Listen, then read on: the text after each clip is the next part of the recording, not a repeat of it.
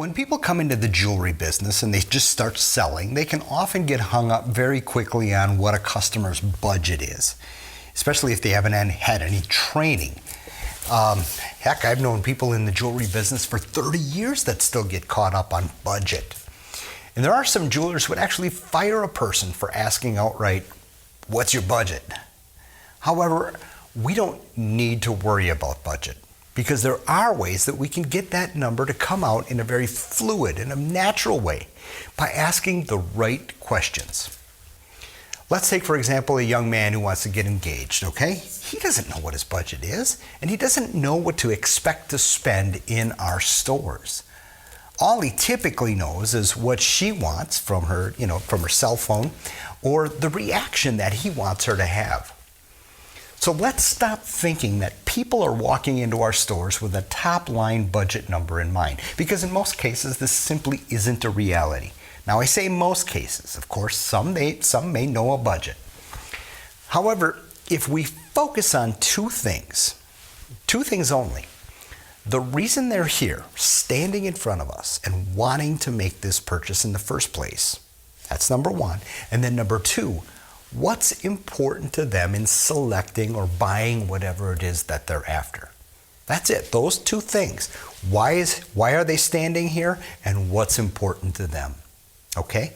Now, if we focus on these two things, which tend to be much more emotional, then the entire question of budget will get answered for both you and the customer. Now, I'm not trying to beat around the bush here. I'm just saying, don't ask what the budget number is. I'm saying focus on the emotional reasons that they're in and what they want to get out of their jewelry. So let's take, for example, a 55-year-old man. He comes in, he says, "I want an anniversary present." Well, the first thing we do is congratulate the heck out of him for being as married as many years as he says that they're married. And then we focus our conversation on non-business related things, the reason he's in our store.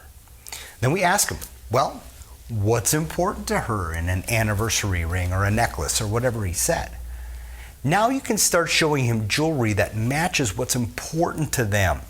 And the question of budget will quickly be answered in his reaction, whether it's, he may bring up budget right then and there. Or he may say something like, "I think she wants more diamonds," or "I want more diamonds," or "she likes platinum." Well, then you know right then and there, because he's seen the sticker, he knows how much it is. It's not a question of budget anymore. Now it's a question of what he wants. So focus on that. Now you see how naturally that flows?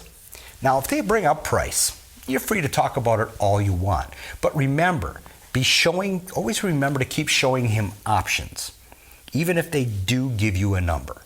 You may want to take the approach of showing them good, better, best, or slightly under their budget, and slightly over. I think you'll be surprised that their budget number isn't such a hard number after all, and now they're getting what they want, okay?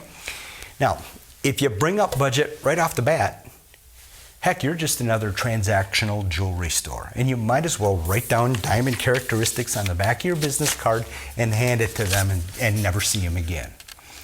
But if you focus on the reasons they're in your store in the first place, standing right in front of you, and celebrate that, the question of budget will disappear, and both you and your customer will be much happier for it.